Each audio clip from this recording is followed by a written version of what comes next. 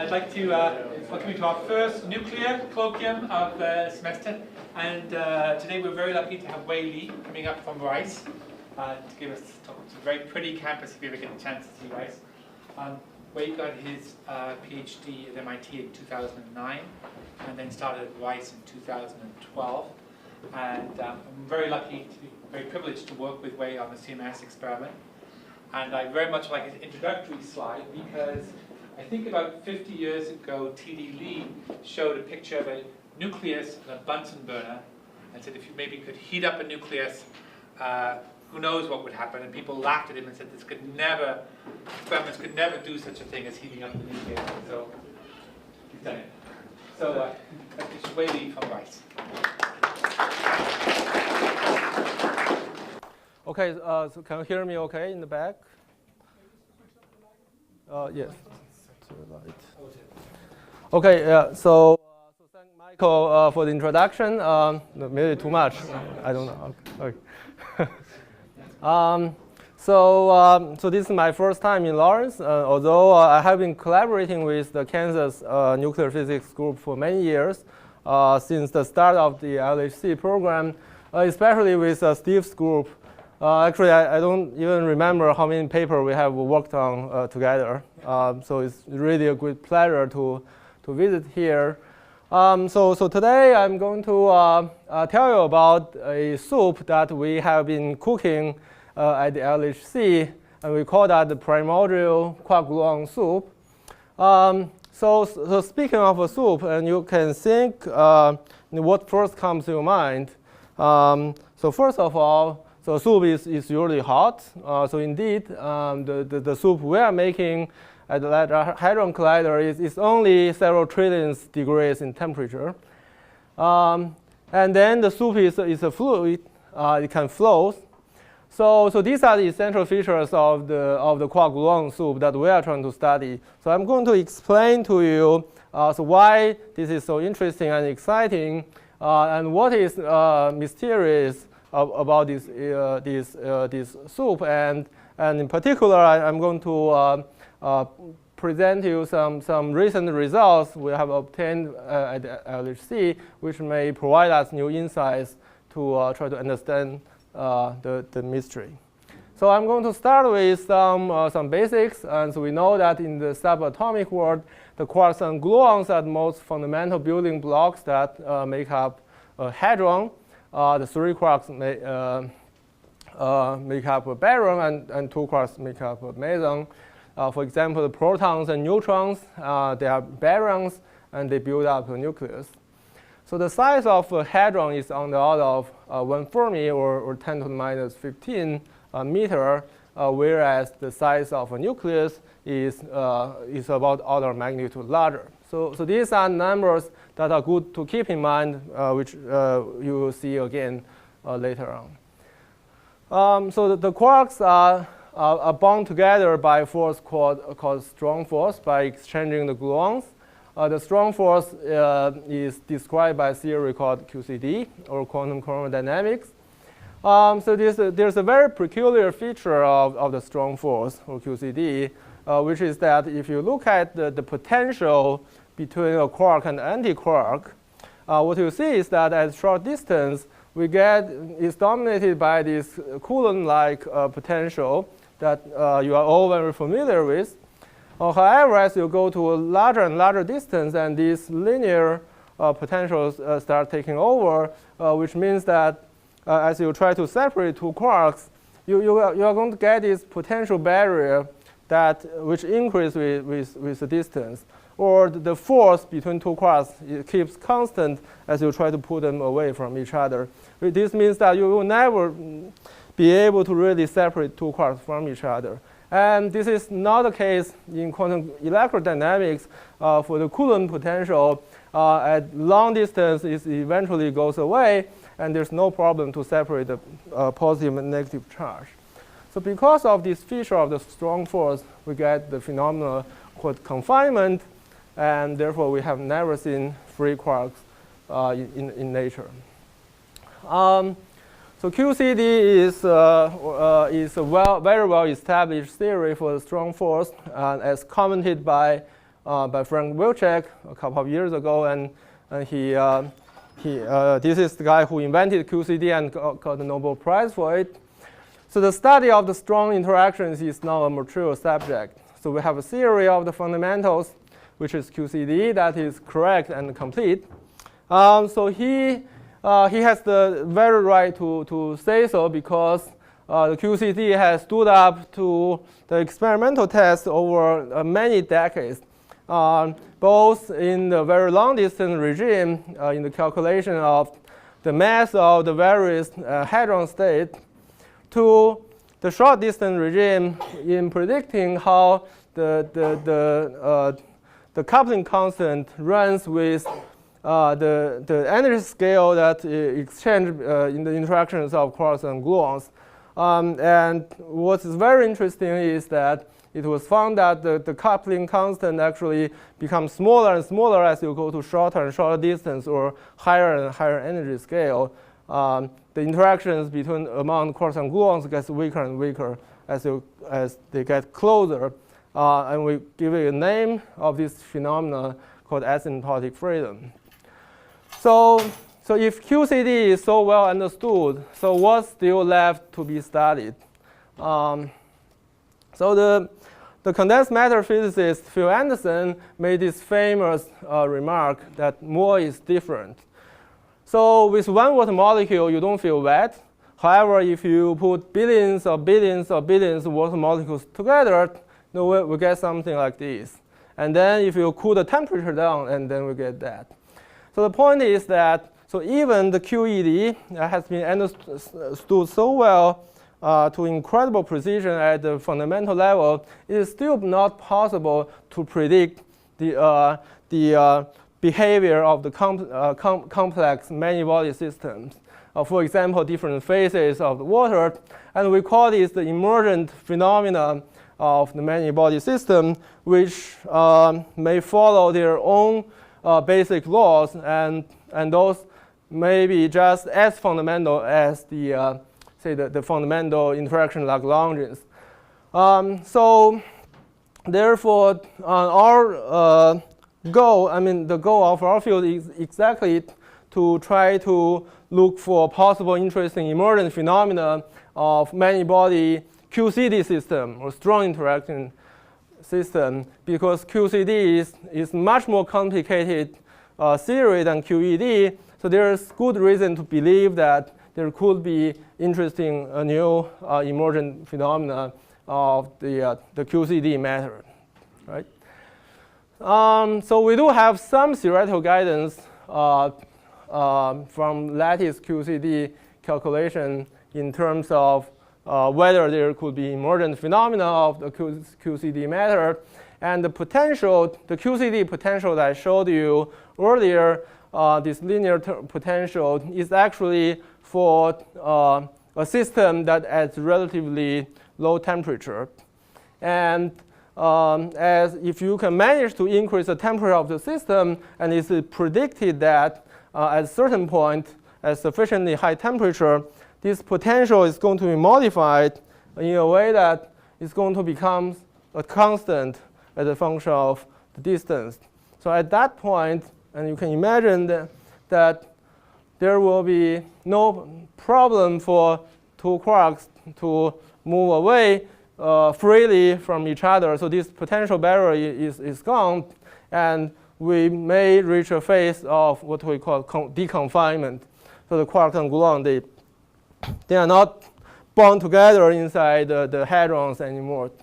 So more quantitatively, so this is calculation of the QCD equation of state, which shows you that the ratio of the energy density over temperature to the fourth power, which essentially gives you the degree of freedom of your system. And at very low temperature, we are supposed to be in the confined hadron phase.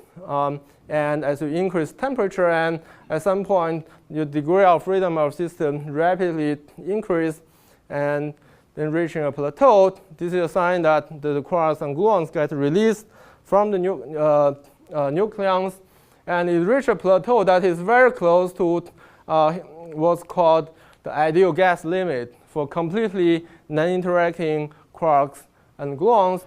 And the predicted transition temperature is around 2 times 10 to the 12th Kelvin, or 2 trillion Kelvin, or 154 mega electron volt in the unit that commonly used in the high energy physics. So because of that, we believe that at very high temperature, we will have a system of liberated quarks and gluons, and they are weakly coupled, weakly interacting, behave like a gas system, and we call it quark-gluon plasma. So this is the conjectured phase diagram for the QCD method. On the vertical axis is the temperature. The horizontal axis is called net baryon density, but you can just take it as the pressure of the system. And this orange region is believed to be in the phase of the quark-gluon plasma. And in particular, at Large Hadron Collider, we're interested in at around 0 net baryon density or pressure, if we can go up in temperature, and at some point we should be able to cross this, we should be able to transition into a phase of quark-gluon plasma, and we would like to explore possible novel properties of these states. And this is what I'm going to focus on in this region, the very high temperature and low pressure region. Although there has been active research going on to explore other parts of the phase diagram. So the QGP actually have existed in the evolution of the universe in the very early time, about up to a few microseconds after the Big Bang. You can imagine the energy density is extremely high, the temperature is extremely high. There's no chance for the nucleons to exist, and we should be in a phase of the quark-gluon plasma. Now, in order to study this primordial quark-gluon plasma, of course, it's not possible to go back in time of the universe, and the only way to do that is to try to recreate a little band in the laboratory. So how can we do that? This was first suggested by T.D. Li in this, his seminal paper in 1975. So he said, first, in high energy physics, we have concentrated on experiments in which we distribute a higher and higher amount of energy into a regime with smaller and smaller dimensions. So this refers to the traditional high energy physics like E plus, E minus, proton-proton, electron-proton collisions, and colliding these small objects, and we'll try to probe smaller and smaller scale. However, this is not what we want. In order to study the question of vacuum, we must turn into a different direction, and we should investigate some bulk phenomena by distributing high energy over a relatively large volume. So we need to create something that's relatively large so that we can actually call it a matter, right? So study is a global phenomenon, and possibly a collective and emergent phenomena. And the way to go is, instead of colliding small objects like proton, we can collect large nuclei, like gold or lead nuclei. We accelerate them to very high energy and smash them into each other, and hopefully that will make a difference, so we can produce something new. And for those objects, the transfer size of a nucleus is like 10 on the order of 10 Fermi, so it's significantly bigger than protons. So there are two accelerators in the world that collide heavy ions. So first is the relativistic heavy ion collider at Brookhaven National Lab in New York. And the first collision happened in 2000, in the year 2000, and they mainly collide gold ions up to an energy of 200 giga electron volts. But meanwhile, they also collide a variety of different type of ions. And 10 years later, in 2010, the Large Hadron Collider was turned on, and the main purpose of the LHC is to collide proton-proton, but it also spends about 4 weeks every year to collide lead nuclei or proton-lead nucleus at about 25 times higher energy. So I guess you are probably familiar with the LHC when the Higgs was discovered. So I will not go into a lot of details. So I will just show you a nice picture of this detector I'm working on, and also the Kansas group is working on the CMS detector. Here you can see there's a person here. You can get a sense how big the experiment is, and you can see how complex this experiment is. It's quite amazing that such a project actually works. So this schematic shows in more details what CMS detector looks like. Again, I will not go into great details. It's a general purpose detector and try to capture all the particles that produced by a collision that's happening around in the center. And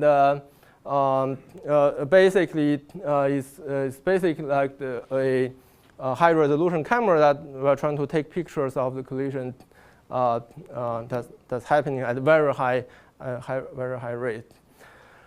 So I want to show you a cartoon that of how the heavy-ion collision evolved. So initially we start with these two pancake-like ions because they are highly Lorentz contracted, and they'll come in and they will hit each other, and right after the collision, the quark-gluon plasma is produced. It is the red stuff. And then it will quickly expand and cool down, and in the end decays into the final state baryons or mesons. The whole fireball lives for about 15 Fermi over the speed of light, or 5 × 10⁻23 seconds, and with the transfer size on the order of 10 Fermi. And so this is what we see in the end in the experiment. And this is the event display recorded by CMS for head-on lead-lead collisions. And here, so each this curve represents the particles coming out. And in this collision, there could be up to 20,000 particles produced.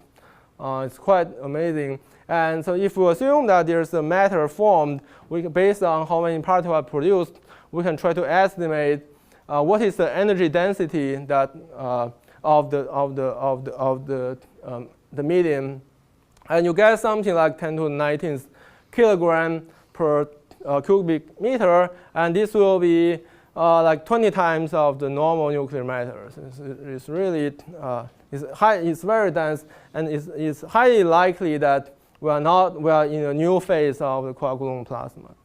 Now, to give you a sense what the event look like in a proton-proton collision, in a small colliding a small object, and this will PP collision at a similar energy, and overall you get maybe 10 or 20 particles per event, which is way different from what we get here. So do we actually really created a thermalized and hot medium? We do have more evidence. So for example, this is a measurement from the ALICE experiment, and ALICE is a dedicated heavy-ion experiment.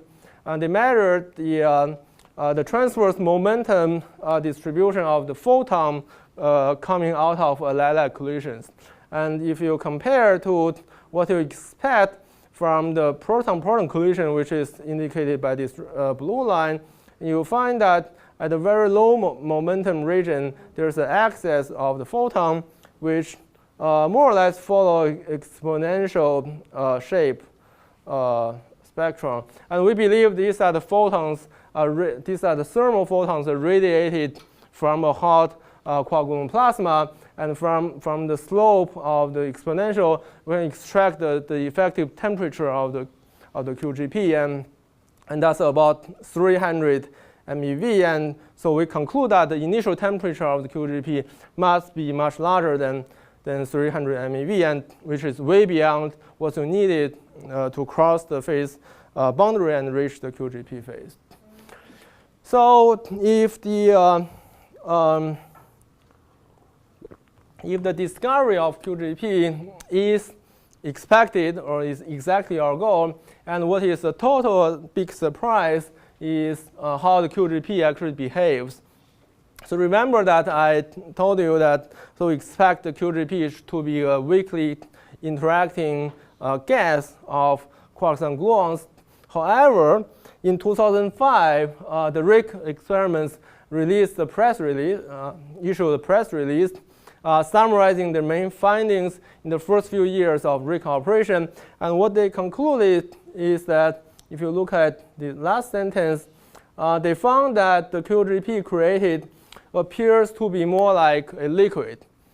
So this is completely opposite to what people have expected originally. And actually, there's more than that. Not only QGP is a liquid, and we found that it behaves like almost nearly perfect liquid or perfect fluid with almost no frictional dissipation or with almost no viscosity that flows better than basically any known type of matter. So I'm going to explain to you what all this means in a moment. So you imagine that you start with a bar of gold, and you heat it up to 100 billion degrees, and it goes from a solid to a liquid, and then in the end vaporize, become a gas. And then after that, you make it 20 times hotter, and then it turns back into a liquid again. It turns back into a soup of quarks and gluons. And so our early universe is more like a soup, a hot soup of quarks and gluons. So this, I find this it is really amazing, really surprising. So how can this be possibly realized from the first principle QCD? And we don't know the answer. And could there be other phases, at higher temperature or density in the phase diagram of the QCD matter? So these are the questions that we are interested in to find the answer to. So let me explain to you how we find out it's a fluid. To do that, I want to discuss a different system, which is called atoms at very low temperature, lithium 10 to the minus 7 Kelvin. And this system is initially trapped in to have this cigar shape, and then they suddenly remove the magnetic trap and let it evolve. Then you take pictures at subsequent times, and what they find is that the system expands, but the expansion rate is not symmetric. It is much stronger along the short axis of this cigar shape. And in the end, when you look at the final state, you find that there are more atoms coming out along the x-axis than the y-axis. You have some asymmetry in the azimuthal direction in the final state, and which indicates that the system is strongly coupled, behave like a fluid, where there's a pressure developed that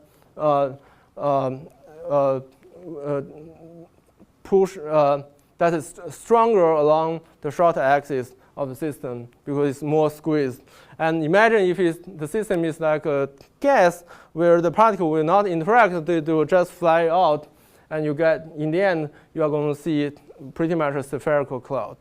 So I use this analogy because the idea is exactly the same in heavy ion collisions. In the off-center heavy ion collision, the overlap region looks like this elliptic shape, and which means that in the transverse plane, you have this symmetry in phi direction, and so undergoing this fluid-like pressure-driven expansion, and in the end, in the final state, we see azimuthal anisotropy in the particle's momentum space.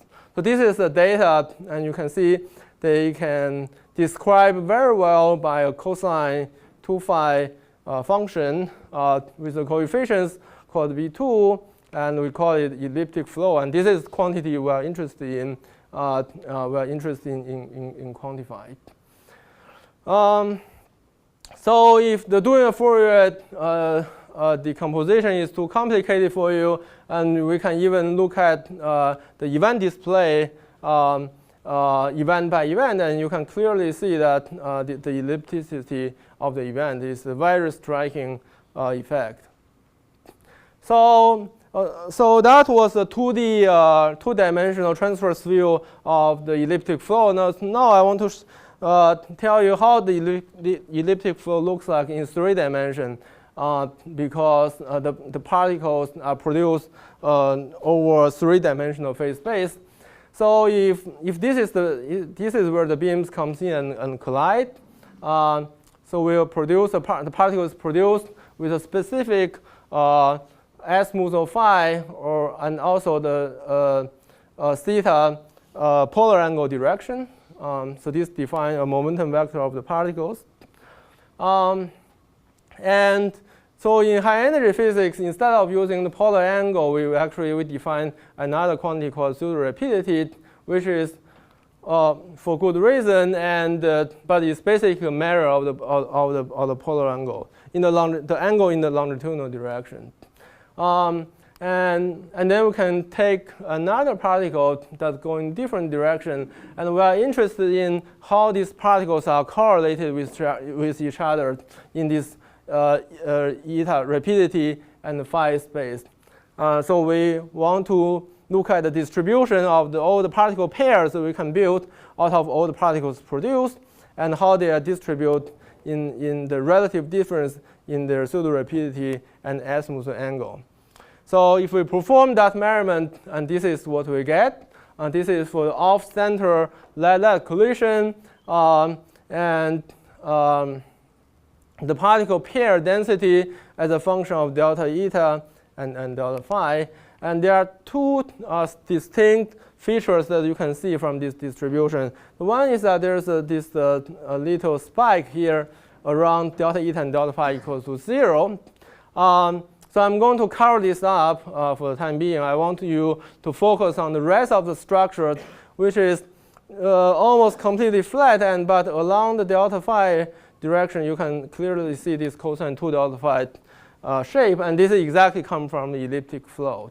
The elliptic flow is almost nearly invariant at different rapidity slides. If you look along the longitudinal direction for particles produced at any rapidity slice, you see almost the same ellipticity. And this makes sense because this elliptic flow is developed from the initial elliptic shape of the overlap region, which looks the same at any position along the beam axis. And to convince you that we do have something new here, and this is how it compares to proton-proton collisions, where what you see is quite different, and the structure we see in proton-proton is well understood. It comes from a process like this, where you scatter 2 quarks, and the one of the quark will break up into many particles that will give you this spike that all the particles are quite collimated with each other. So the most important part is that we don't see anything in this region compared to light-light, and around delta phi equals to 0 and large rapidity gap. You see there's not, compared to light-light, the light-light has this long-range structure which we call near-side ridge, which is a clear signal of the collective effect. Okay, so let me show you data. This is the elliptic flow data plotted as a function of the transverse momentum of the particle, and for measured from CMS. And so V2 increases with the momentum of the particle. And so different panels represent the different impact parameter class that from left, you are looking at collisions that more head-on. As you go toward right, and the collision becomes more off-center.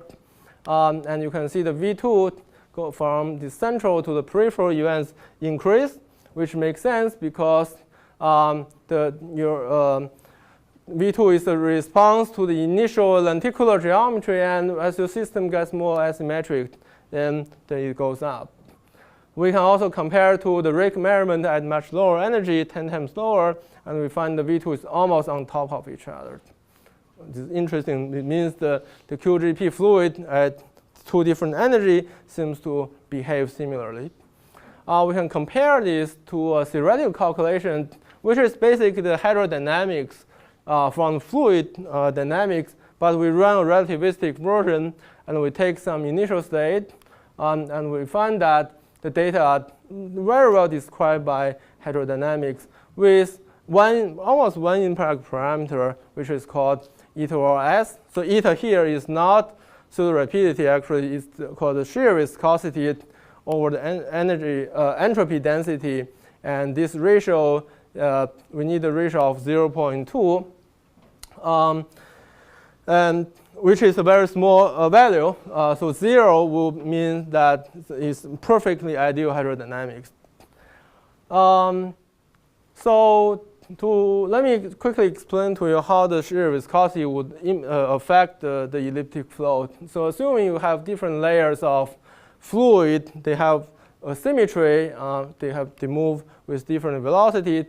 The shear viscosity will dissipate the momentum from the layer with high velocity to low velocity. So in the end, what you'll get is that the asymmetry gets reduced. So the shear viscosity is the effect of the momentum, gives the effect of momentum dissipation, which will lead to less elliptic flow.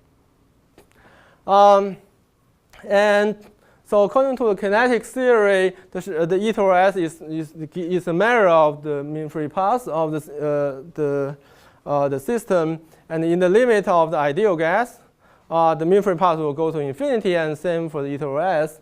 And for the perfect fluid, your interaction mean free path is 0, and the eta or S is also 0. So 0.2 is very close to 0, so it's very small. And for materials like water, it has smaller eta or S, and for stuff like honey, it flows less well, and it has larger eta or S.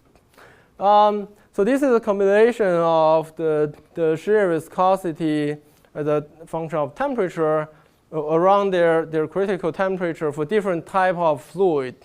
To give you an idea, and for water, the eta or S is around 2, and for helium, liquid helium is on the order of 1, and for the quark-gluon plasma we produce, it has an eta or S that is down here, around on the order of 0.1, 0.2. This is very small. This is so small that it touches this dashed line here, which is a lower bound, the minimum viscosity possible, conjectured from the string theory from ADS-CFT correspondence. And these guys, they conjecture that for any type of strongly interacting fluid, the eta or S cannot be smaller than 1 over 4 pi, which is like 0.08. So it's interesting that the string theory finds some applications in reality, so in the heavy-ion collisions. Well, at the moment... Now that you mentioned that, yes. you'll object and say that's a hoax. Yeah. You know it's a hoax, yeah. and everybody knows it's a hoax. So I don't think it should be promoted. But you could try to defend it if you want. I'll not do it at this point, but yeah. It's true that... it's not string theory. This is a dimensional analysis. Mm-hmm. Result, and its application to physics is a hoax, and it's not nice to lie to people. By them, you're not lying, but they okay. lie. Okay. I'll take it as a comment. So.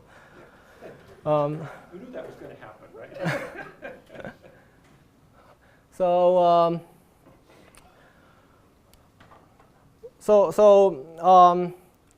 as you can see, so right now we still have quite a large uncertainty in terms of what's the exact value of the eta rise of QGP. So in particular, so whether the eta rise for QGP is actually really close to this conjectured bound, or maybe smaller. And so currently the main experimental uncertainties come from how we model the initial condition of the collision. We know it has this elliptic shape, but what's the eccentricity of the ellipse? And that we have some idea, but we don't know exactly what that is. To improve that, actually, we know that the initial shape of the QGP is not perfect ellipse. There are noise, there are quantum fluctuations. If you look at it event by event, it's actually going to look like something like this. And you have these random hotspots. And to the first order, it looks like an ellipse. But actually, I believe you can see, you can actually draw a triangle around it.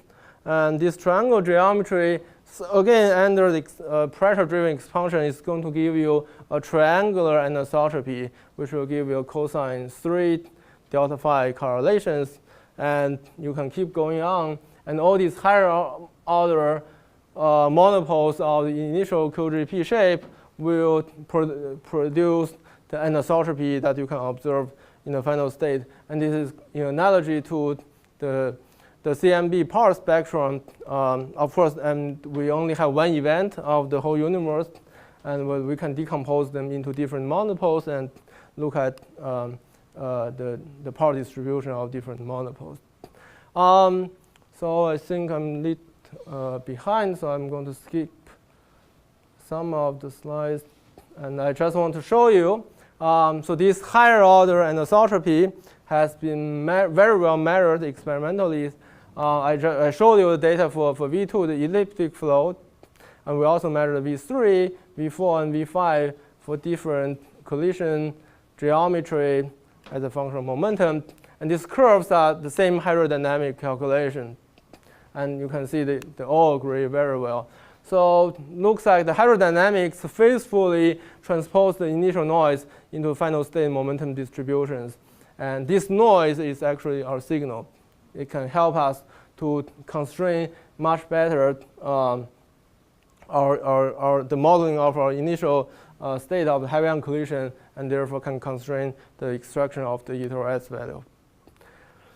So we can also study elliptic flow for different type of hadrons, and this is the measurement from Alice. And what you see is that for different type of particles, they follow different curves, and these curves, they are ordered in a specific pattern by the mass of the particle, which is exactly predicted by the hydrodynamics. Okay, so up until now, so everything looks very, very nice. The whole paradigm of the perfect fluid quark-gluon plasma seems to be produced in the heavy ion collisions. However, things has yes. What's happening in RHIC? So. The curve doesn't go through the blue dots. Yeah, right. So at large momentum, we expect the physics is going to change. So the hydrodynamics, you really describe the physics at low momentum around the temperature of the quark-gluon plasma. And as you go to high PT, then you expect the hard scattering of the quarks and gluons to take over, and therefore you don't actually expect they describe the data. So they do not agree, but it's not something we have to worry. Well, if this is a hydro prediction, what happened to the P bars? Is that the red dots? So P bar, no, the proton is the red. Why are protons different? Yeah, so quantitatively they don't exactly match. But I think the point here I want to show that the ordering by the mass is at least qualitatively consistent with hydrodynamics. At the quantitative level, there are still subtleties. However, in 2010, we had breaking news. So to remember that I said that we don't expect to create a QGP in small systems that are too small. Therefore, we have to collide large nuclei.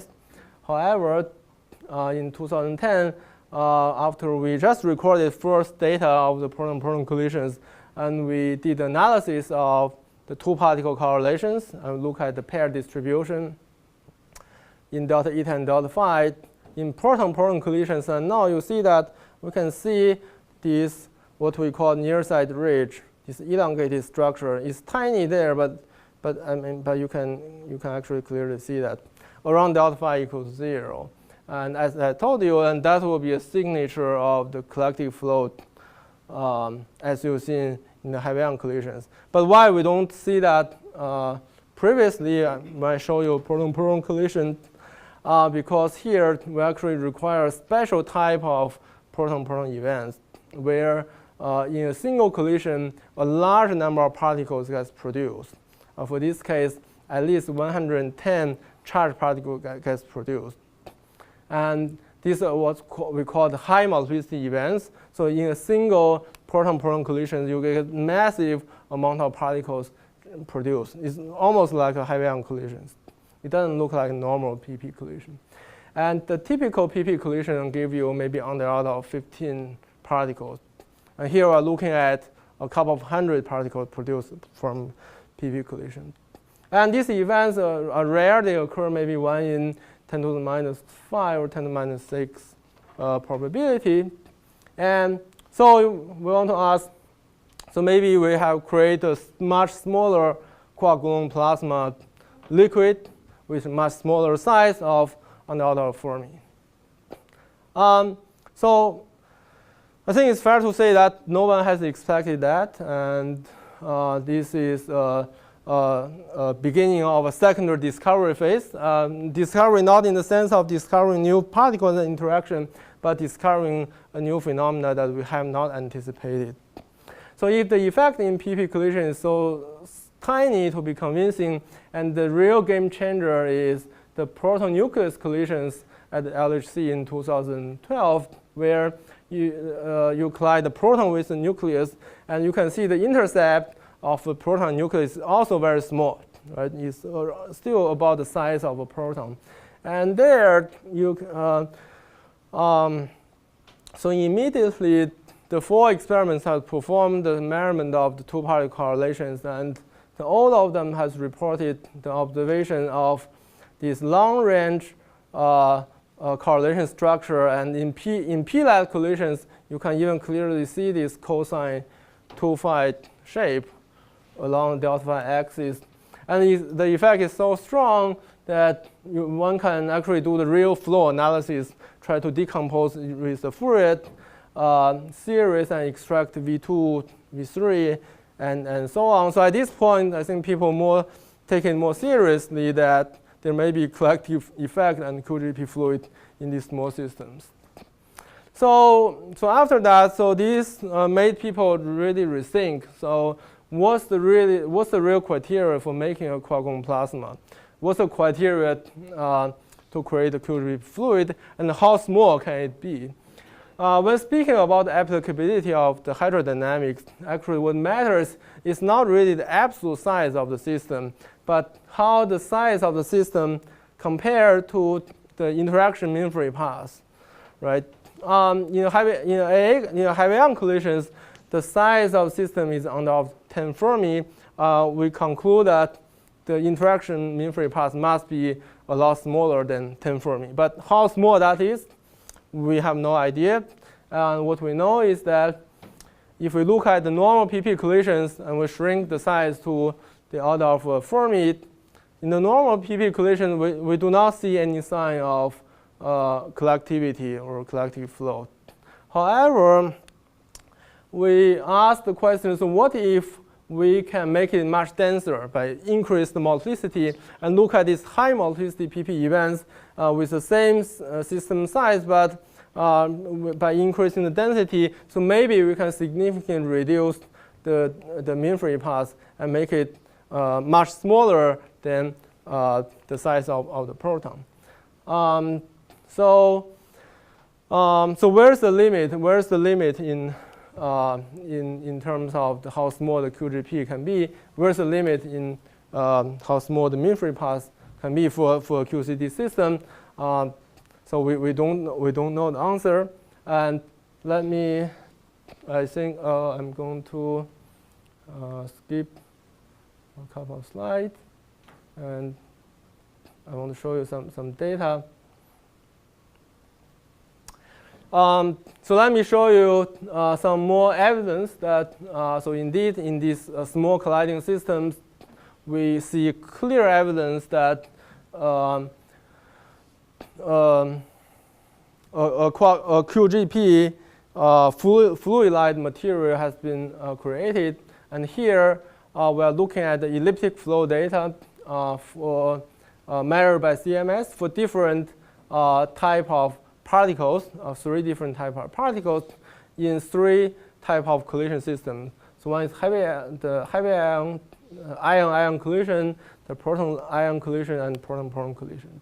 What we found is, what I did here is that actually I removed the legend from this plot, but what I can tell you is the 3 panels corresponds to 3 different systems, and what you find is that there's almost no way that you can tell which is which. If you put them side by side, they almost have the same behavior. You can see, if you look at low momentum region, you see what's called mass ordering that I showed you earlier, which is consistent with what we expect from hydrodynamics.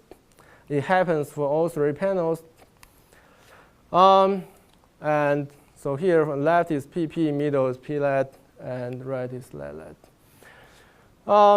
And what's very interesting is that in the small system, the splitting you observe is actually even larger than this large system. And the reason is that for smaller system, you have the same total energy, same total multiplicity, but small system, the density is higher. Therefore, the pressure is stronger, so it pushes out stronger and generating a stronger effect of the mass ordering.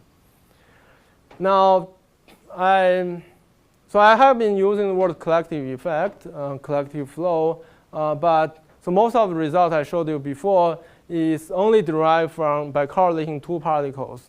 We have not actually shown that so all the particles in the event have participated in the correlation we observed. But that can be directly addressed by measuring the elliptic flow by correlating more particles at the same time. It's like doing the cumulant to higher and higher order to see whether the elliptic flow you extract depends on how many particles you look at the same time.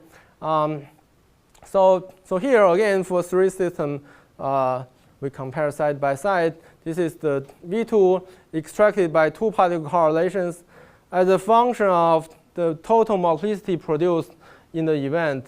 And again, you see the behavior in all 3 systems are quite similar, right? So at certain multiplicity, the flow effect starts to turn on, and it makes really no difference whether you look at PP or look at LED. And then what we do is we can, instead of correlate only 2 particles, we can correlate 4 particles at the same time. Then we get the blue. It's a little below what you get from 2 particle correlation. Then we can correlate 6 particles, and correlate 8.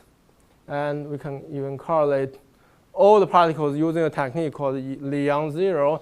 And what you find is that these multiple particle correlations give you the same V2 value. So it doesn't matter how many particles you correlate to measure V2, you always get the same value. So this is a direct evidence of collectivity. So this shows that these correlations is truly collective, involves all the particles produced in the event.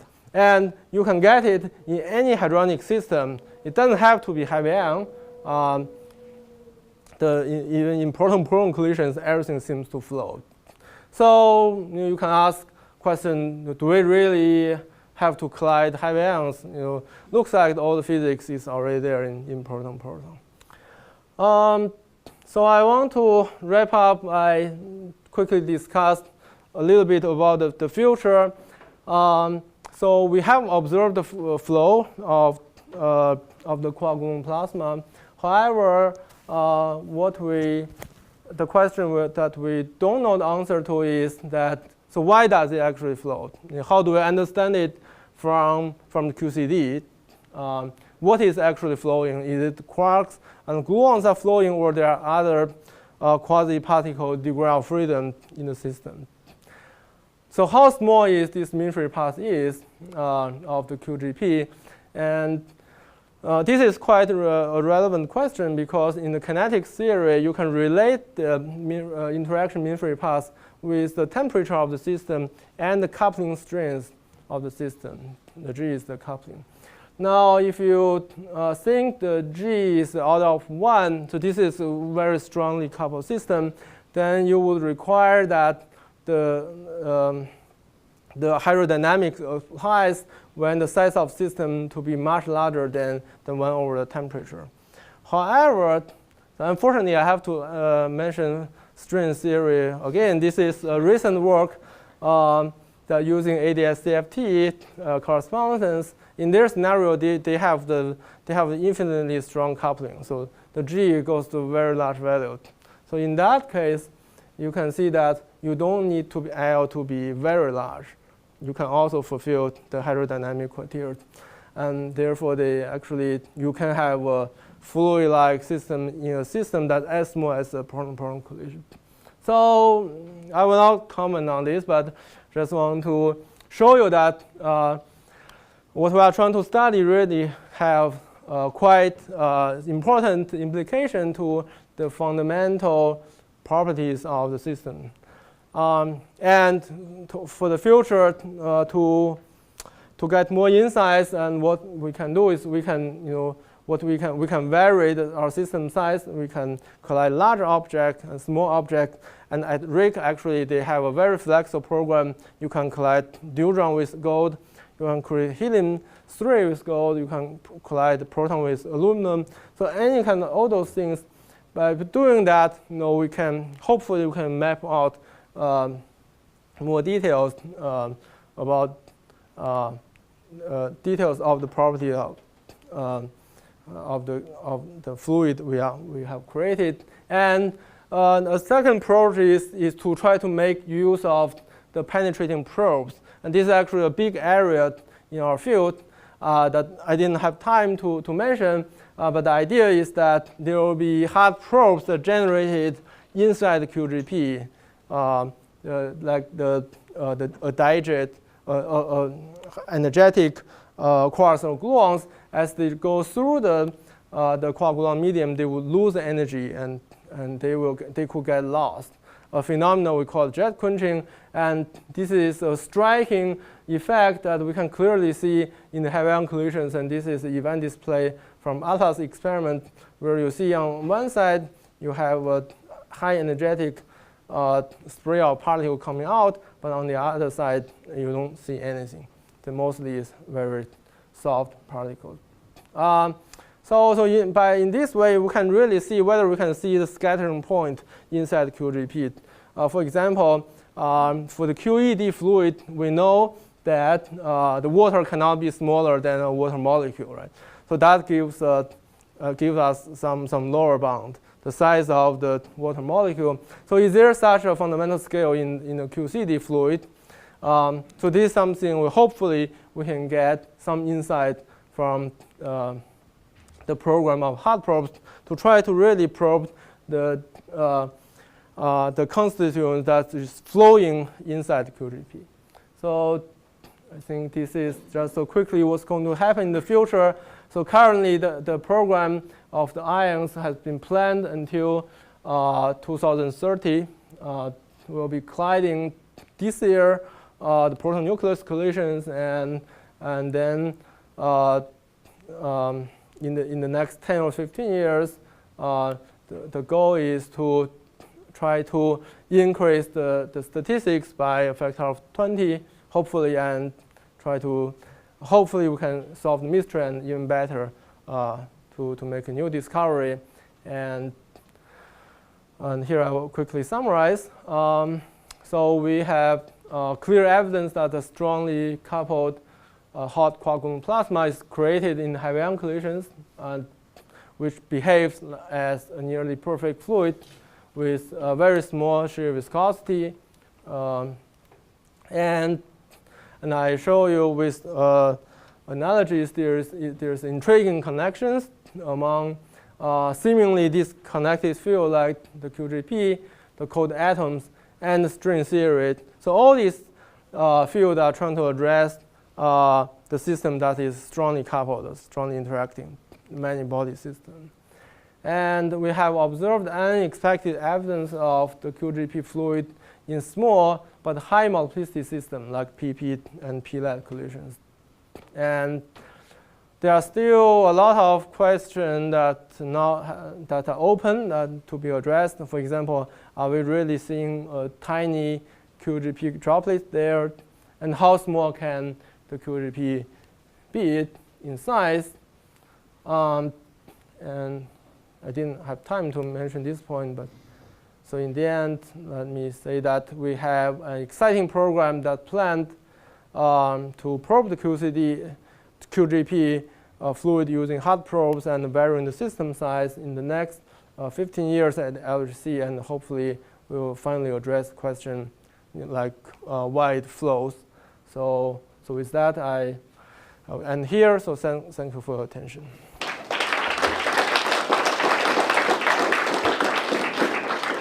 So we have time for a couple of questions for Wei.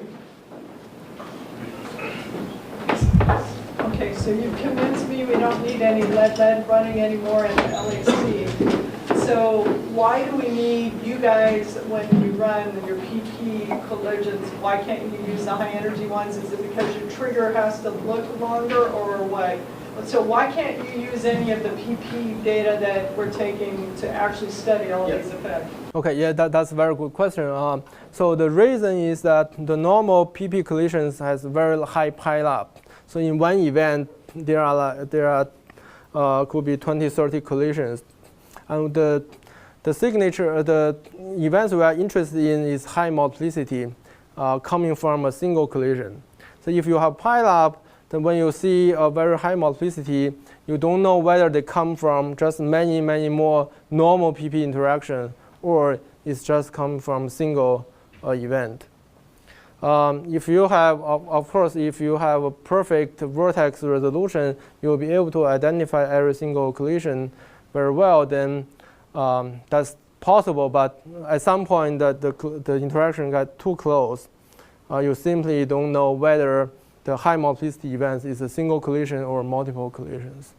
So that's the main. The main issue is the pileup.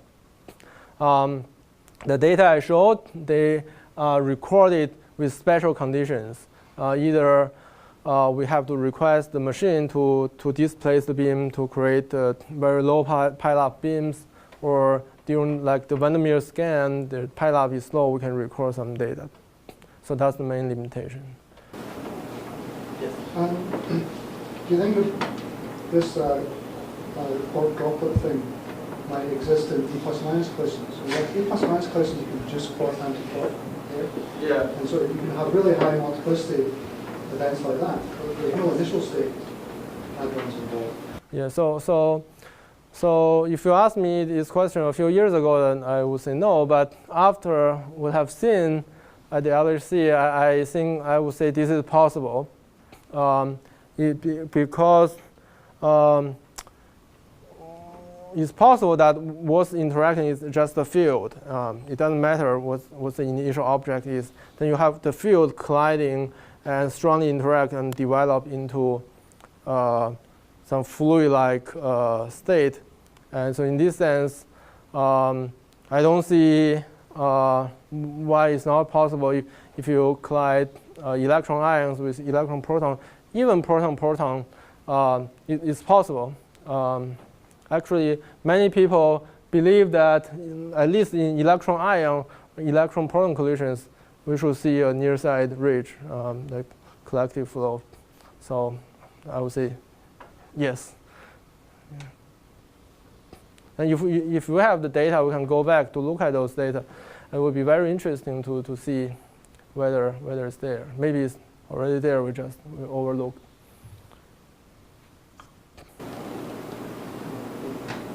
What was the eta over S value of your honey? That is a few thousand. It's a few thousand, yeah. Yeah. So it's pretty good fluid. The QGP is pretty good fluid. What is 8 over S for free field theory? For free field, you mean the Non-interacting field. non-interacting field? You have a notion of entropy. Yes. And it's, so there's no dissipation. Yeah. So you would. 8 over S is 0, is that right? No, you will diverge. Well, I mean, for completely non-interacting, it's hard to imagine, but you can gradually approach to the limit of weaker and weaker interaction. Then the iterations will diverge. It's big. You get big. You approach the ideal gas limit, the mean free path will get large, and iterations get large. You will never. Small perturbation will. How does that work? Because eta is about viscosity in eta is about dissipation, and entropy is just statistics. Why doesn't it go to 0? We have a very, very weakly interacting system with very low dissipation.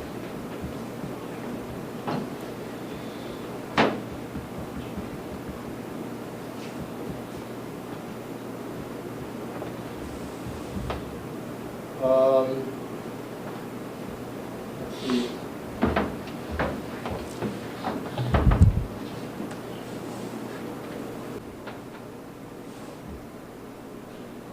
Yeah, I see. To be honest, I don't know the answer.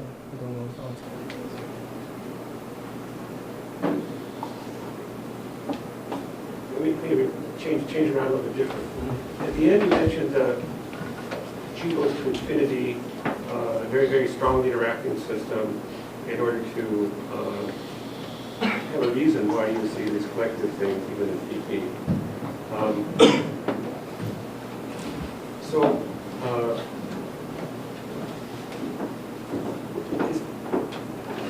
Does that sort of scenario lead to the perfect fluid with low viscosity? Low weight over S? Or is it suddenly a separate topic? Are we still talking about low weight over S in that scenario? No. Eta S is a dimensionless. Is dimensionless. It is in this now that she went to infinity. That will be a separate issue. This is yeah, a so completely different ADS. this will depends on the eta S is also depends on temperature, Yeah. and we don't know. So it could be that at infinite at a very high temperature, it can become very big, and so then that means that even this condition is not enough. So eta S. So the whole discussion here is an assumption that eta S is small. But in ADS-FT, so eta S also depends on the coupling, also depends on temperature, and they can be small, can be big. So maybe with that, we should thank the speaker again.